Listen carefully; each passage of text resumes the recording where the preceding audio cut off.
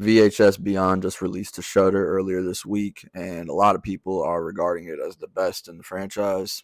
So let's go ahead and talk about it. What is going on, my horror fans and friends? It is your boy Woodsboro Fanatic, and we are back with day 26 of my horror movie challenge, watching and reviewing a film that I have never seen before. Now, I must be transparent with you guys in saying that I have not seen all the movies in this franchise. In fact, I hadn't even seen one of them until earlier this week. I just checked out the first film to get a taste for the tone and approach that they're going for. So I'm not here to tell you guys that whether or not this is the best. My opinion is certainly one that wouldn't be valid, but I am here to give you my thoughts on this one. Now, with these being anthology films and incorporating multiple different segments into one, I like that they use these as a sort of template for up and coming directors to showcase their talent.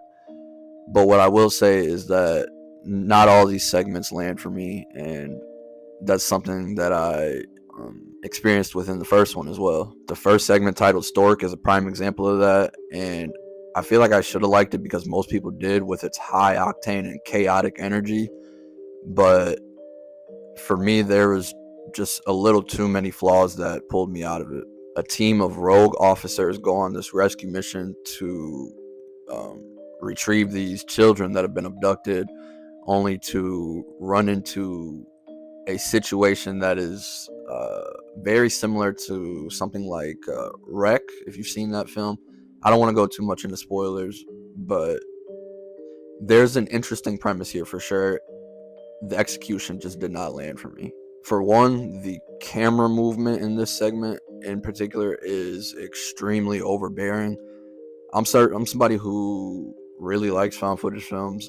I usually don't have a problem with like the shaky cam effect that does come with found footage films, but this one was absurd to the point where I felt discombobulated. I couldn't follow shit. There was just so much going on the screen at one time, and it just made for a very unpleasant experience, especially with, like I said, it was an intriguing concept and I wanted to be able to follow it, but I just couldn't. Something that really took me out in this segment was, I can't quite put my finger on it as to what caused it, but the people and the creature, like everything about this segment looked like a damn video game to me. It looked like video game graphics. I'm not sure if it was the lens that they had on the camera or the color grading that they were using, but I just kept finding myself being pulled out of what was such an intriguing concept because, again, the shaky cam was all over the place and this looked like a video game. Now, I'm sure I'm certainly in the minority on that because, again, I've heard pretty high praise for this segment, but I just wish there was more for me to grasp onto so that I could have had the same response as most people did. The second segment with the pop star and the paparazzi, it had an intriguing concept, but again, just didn't follow through with the execution for me.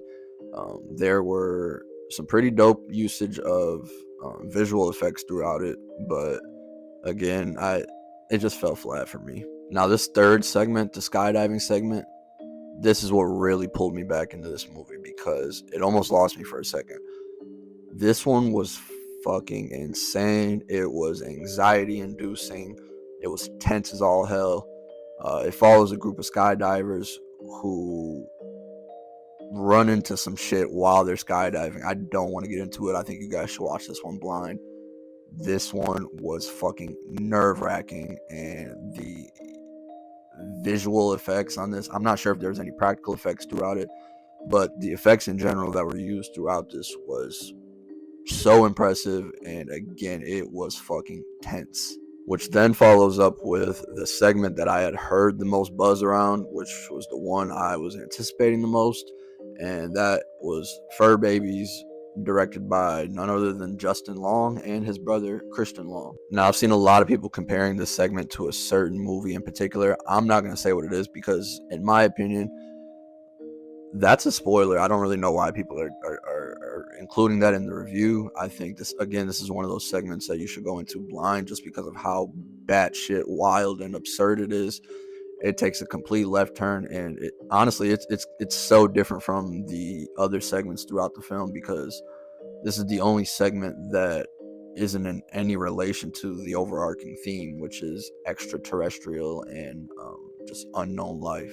It goes from being funny to disturbing to just weird, but for this being such a short segment, I love everything that they brought to it, and I think this is a compelling concept for a full-length feature film.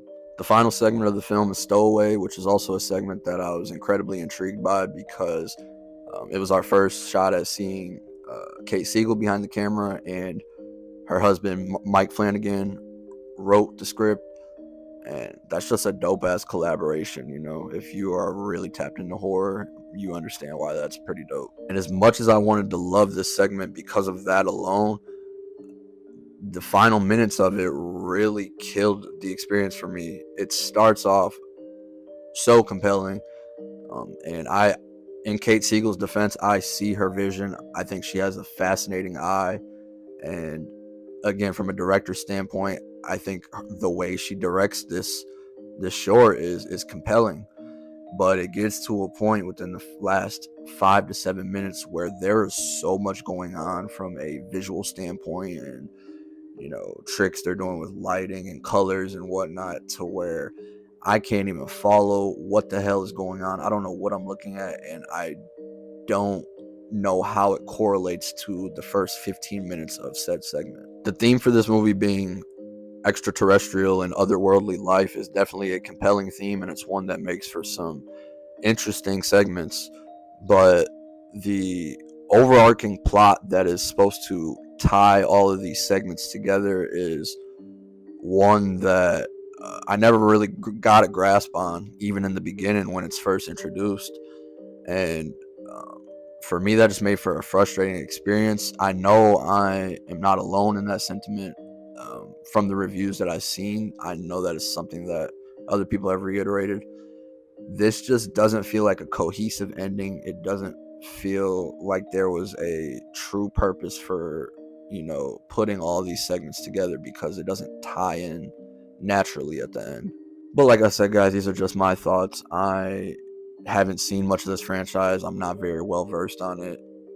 I have heard that VHS 2 is like the fan favorite, so definitely curious to check that out. But drop your guys' thoughts down below. Let me know how you felt about VHS Beyond.